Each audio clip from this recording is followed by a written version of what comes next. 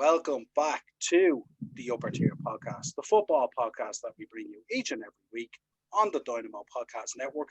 Head over to YouTube, smash that subscribe and bell notification button. Also head over to Anchor, where the audio versions of all these shows are available if you prefer. And as always, support Irish podcast. And joining me today, I have the two Liverpool OGs. And today we have a very, very special episode where we're going to take a look back at the career of one Mr. Joe Fagan. Lads, how we doing? All good, lads. Good, thanks, Noel. Good, brilliant. How we doing now? Great to see you. Hey, great to see you. You're massive. It came up there the other day, lads. I mean, if Joe had been still alive, he would have celebrated his 100th birthday there back on the 12th of March. And in line with some of the other shows we've been doing, myself and Dean took a look back there last week at Ian St. John's career as well. And it's a real great retrospective look back at some of these icons of Liverpool Football Club. And it's also good as well because it gives some of the younger Liverpool fans an insight into the joys and the stuff that they are enjoying and the success at the moment. And this is the foundation on which this club was built on. So it's always good to go back and take a good look at these lads' careers and see the importance they were to the club in historical terms. So we'll start with Joe Fagan, born the 12th of March 1921, lived in Walton, Liverpool, and spent most of his life living no more than a stone's throw from Anfield. Passed away on the 30th of June 2001 at the age of 80. And like we said, back on the 12th of March there, he would have been 100. I think it's very difficult to play down the importance of this man in terms of the club. This is a man, who bled Liverpool Football Club. He was, to touch on a few things, I mean, he was instrumental in the boot room. He was the reserve team coach under Shankly. He was the assistant under Bob Paisley. And he was just an outstanding man when he became manager even now. So just to look back at some of the honours, I mean, obviously, as a player, he played for Man City and gained promotion out of the second division in 1946-47. For Liverpool Football Club, 83-84 was the year where the man won the treble, capturing the League Cup and the European Cup. Some outstanding achievement for a man in his first year in management at such a high-profile club. And as an individual, went on to be England Manager of the Year in 83 and 84 without a shadow of a doubt. Dean, what's your memories of Joe going back? I mean, I know he was before your time, and I mean he was pretty much a lot before my time as well. But what's your memories? I don't have any. As you said, I was only born in 1985, so I don't have any. He's only 21 now. Look at him there. Gorgeous he is. No, but lad, I asked me dad, what was Shankly like? What was Paisley like? What was Kenny like? The lads like that, like me and Darren, me and Darren are only nippers. We're not as old as you, so we're the younger generation. We picked up the torch in probably the mid 90s, becoming Liverpool fans. But yeah, like you asked me dad, what was he like? And he said he's a hero. We said if it wasn't for the likes of Paisley, Shankly and Joe Fagan, he said the likes of you and your mates wouldn't be Liverpool fans, you know what I mean? Because who knows what way the club would have went. We talked about this when we were talking about Ian St. John. If Shanks hadn't got the managerial job, like he's kind of the forefather. He's the one who planted the seeds and dig the foundations for the club to be where it is today. And then Bob Paisley kind of followed along, and then Joe Fagan was the last of the great three.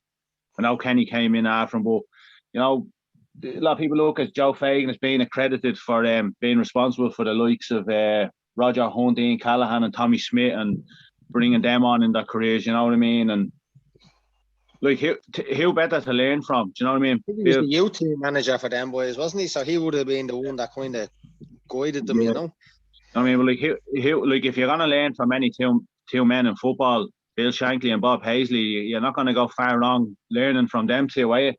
In his fourth season, winning a treble, and you have when you watch the LFC put a documentary. There was a documentary on last. He was only 50. Like when he was shouted out as the next manager after Bob Paisley, the whole of the UK media shot him down, saying that he was going to be a failure. And Graham Souness, at that time, the Liverpool first team didn't do team meetings. Graham Souness got wind of what was going to be spun in the papers when Paisley walked away and how they were going to front and back page. They were going to slate Fagan and kind of back him into a corner saying you're going to fail miserably. Souness brought the first team in without Fagan there or Paisley and said, that's not going to happen. We're going to make sure that he's successful. Like, your one season winning a treble, you know what I mean? But like when I was watching that, like you have to think where would the club. I always look at things that happen in the club's history as they defined where we are now. If they hadn't happened then, we wouldn't be where we are now. Like we wouldn't have, Jurgen Klopp wouldn't be manager. We wouldn't have won a Champions League last year or the league last year. Stuff like that. It's all ifs, buts and maybes. But you have to think, if Heysel hadn't happened, how successful would he have been? Do you know what I mean? He could have went on to be the greatest manager in Liverpool history. Treble in his first year, like in a team that he inherited, which it's no way. It's not exactly like no mean feat, exactly. Yeah, I mean, you take some of the more modern managers now. Just I'm going to use United as an example. When Fergie retired, and Moyes came in with effectively the same team as what Ferguson had, and it was completely different. So I know Fagan came in with the same team as Bob Paisley, so he inherited the team, but to keep them motivated and to keep them going and to ultimately be successful, I mean, that takes. It wasn't just the case that he was just free wheeling at the helm, Fair play to him. I think it's a sign of the man as well. Like obviously, me and Darren, we're only kids, so like we don't have memories of Bill Paisley, you know what I mean? Bob Paisley, Bill Shankly, or Joe Howe. We only have what we read or what we see on documentaries or stuff like that. But like when I heard about Souness dragging the first team in and saying, lads, he's being wrote off, that's not going to happen. We're going to make sure he's successful. You wouldn't get that nowadays. Do you know what I mean? Look at the criticism that Solskjaer has got, and then you hear the stories of players like Zlatan and Lukaku and stuff like that. Pogba wants out and all. They don't give a fuck about who their manager is. They don't give a fuck about who the club they're playing for is. But it's unheard of. Stuff like that. That's in a lot of teams now, isn't it? You could even argue Liverpool is a bit like that now. There's very few local lads there. They're all lads that are brought in from abroad. They've no kind of connection as such to the club. Now, I'm not saying that they don't give 110%, which they obviously do, but back then it was you're born and raised in Liverpool, you play for Liverpool, you know what I mean? United the same, or whatever city you want to take, all local lads all fighting for it. And to me in football, you're not going to see that anymore. Can you imagine Jurgen Klopp now in a 2 up, 2 down beside Anfield? Because that's effectively what Joe Fagan did for his whole career. You know what I mean? He lived next to the ground, which is a fairly run down area, and everybody knew him, and it's just you'll never see the like of that again, Well, the interesting thing that I looked at today, when Shankly came in first, and normally when you get a new manager coming in, normally all the staff would go, and all the backroom staff and all would go. But Shankly came in and he called all the boys in and he told them, he says, "You guys aren't going anywhere. You are going to be my backroom staff." And he proceeded to clear out a lot of the players. But he turned around. Joe apparently had a conversation with him, and he turned around to Joe and he says, "Sure, I know you're going to do well. Sure, I tried to sign you as a player." So that was the biggest compliment that Joe could be played. And he's described in Shankly's autobiography as a man who knew when to kick a player up the backside or when to put an arm around them, which is a measure of the man. And he said that Joe is as Liverpudlian as the Liverpool. So it's Liverpool. So it's a real measure of the man. And even Ronnie Moran described a very humble man, mind you. He says he encapsulated what the boot room was all about, and he was a man who was never interested in the limelight but just getting on with the work. And it was interesting when they came in. There was a lot of changes, like they were, especially in that reserve team, as Dean said, a lot of really good players came through out of that reserve side that he was managing.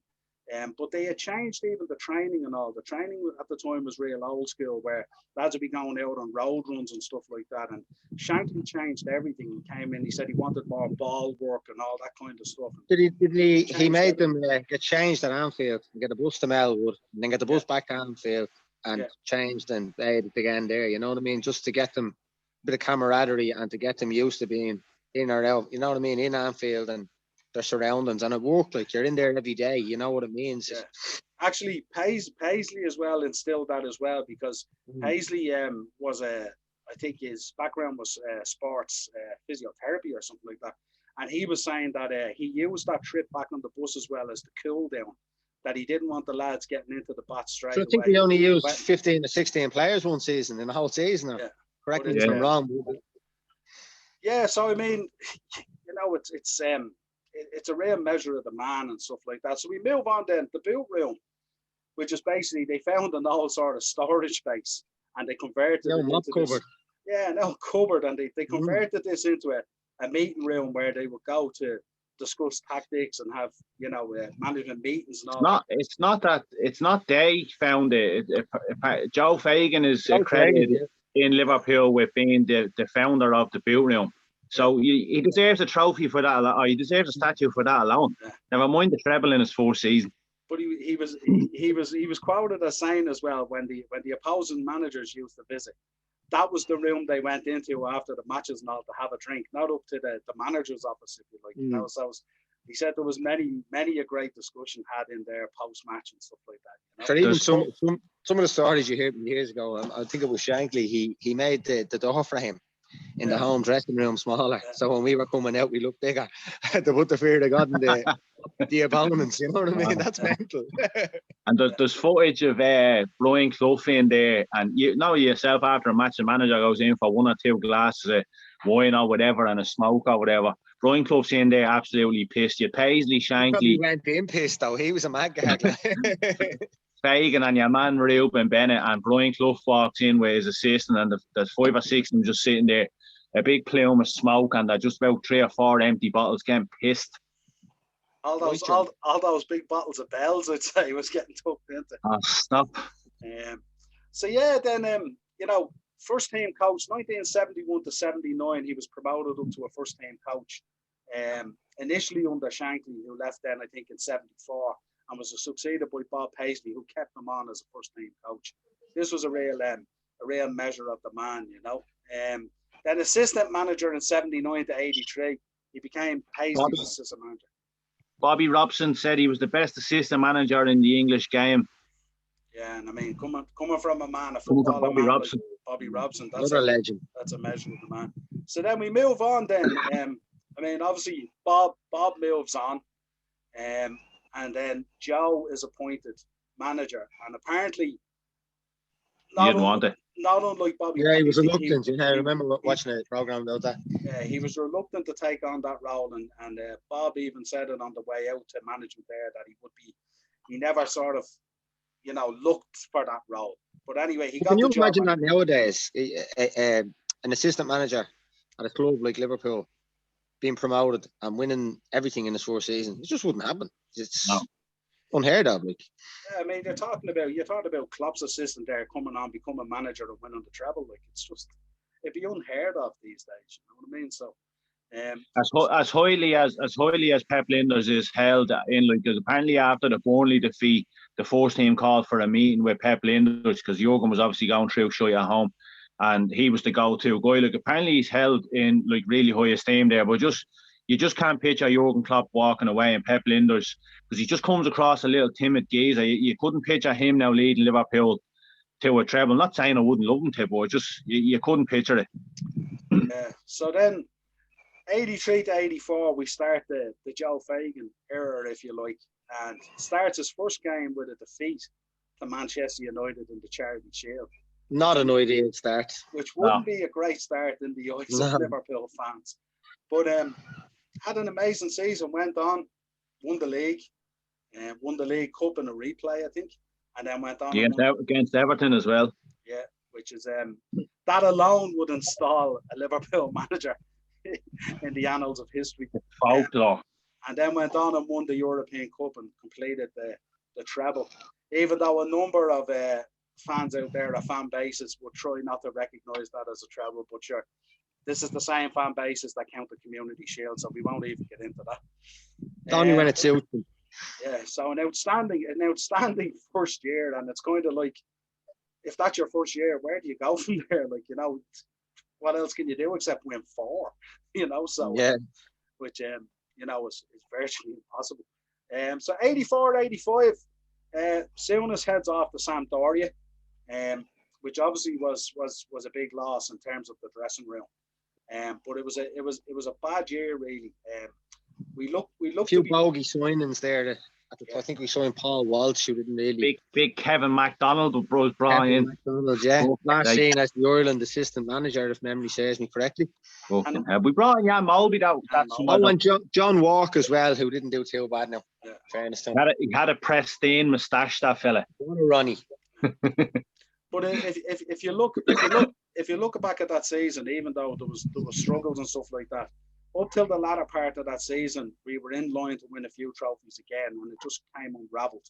And we ended up for the first time in a decade, not picking up a piece of silverware. Just imagine that. 10 years picking up silverware, and that season we didn't pick up. That's like Everton. I think you're talking more than a decade. 25 years, quarter of a century, huh? Yeah. You went to Bubbles there for about 3 hours a few weeks ago, and I think there was 3 parties and all around Liverpool, for fuck's sake. Yeah. So then on the 29th of May 1985, it was announced that he would retire, and of course, the king himself. Tragic circumstances. The king himself, Kenny Dalglish, took over, and off we go again, rewriting history again. But Kenny described in his book as well, he said that it was very difficult for Joe, that he was haunted by the tragedy of Heysel. Yeah. Until the day he died, yeah. And Kenny as well. Yes. Kenny went to, and the same with Hillsbury. He took it all very personally, you know what I mean? Yeah, so there is kind of there is similar parallels between the two in terms of coming to the end of their managerial reign, in terms of things that affect them, you know. But again, you know, the comments there really are that Joe, he still kind of hung around a little bit, even though he was retired, and he would often go up to Melwood and go to games, and he was always there to give advice when asked upon, you know what I mean? But he drifted into the background. He was never one to be in the forefront, really, you know what I mean? But certainly a man who left his mark on the club over a number of years, putting aside the 83-84 season. He's kind of I wouldn't say he's the forgotten man, but if you think of that era, success, people will automatically think Bill Shankly, Bob Paisley, but people forget, like we're after been speaking about here, about Joe Fagan, how he came in, what he achieved. And he was a big part of the greatness that Shankly and Paisley had as well. It's not like he just walked in the background, you know what I mean? He was part of that. And everybody that was part of them, like you look at the documentaries and people that were talking about him, what have you, like he was the go-to guy, even though he was they said he was Mr. Quiet, but you listen to Thompson and all, and Kenny and Souness talking about him. You had personal problems, or if you had problems on the pitch and you were too embarrassed to talk to the manager, he put his arm. Souness was saying when his ma was dying, he had to get a train from Liverpool to wherever, and Fagan went on the train with him and had his arm around him the whole way down. You know, he was the go-to guy in the club at the time, whether it be personal or footballing wise. And he was just down the middle. There was no taking the fucking piss, or there was no I haven't got time for it. He was the go-to guy, like. Yeah. So I suppose. But if you sorry, just before we move on there, I mean, can you imagine? I'm just going to take Chris Wilder at the moment, what he's achieved for Sheffield United, just to be cast aside. You know what I mean? Yeah. I think a lot of clubs could do it, looking back to a kind of a bygone era and sticking with a manager. I mean, he's dragged them up from the second division. They've had a bad season, and the new owners come in and just thrown them out. That's terrible. You couldn't imagine Liverpool doing that. Imagine Liverpool had done that with some of their managers. You know what I mean? Back in the day, we wouldn't be anywhere near where we are today. So I think there's a lot could be learned from the 80s, the 70s and the 80s, about how I suppose they weren't owners back then. It's business now, but the way managers are just kind of cast aside for a bigger name. You know. I said to lads there the other night that Sheffield United will regret that decision next year. Absolutely. And Birmingham as well have just sacked your man Karanka, who's a good manager. Like, he can only do so much, you know.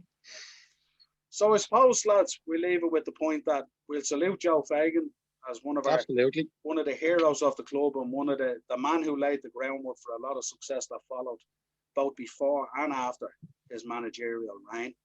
So gone but not forgotten. But we'll salute you, Joe Fagan, and we'll always remember you. Thanks Happy birthday. Thanks a million, guys, for coming on. Delighted. Happy birthday. a Nice pleasure. to talk to you again, Noel. Great to talk to you, lads. See you soon.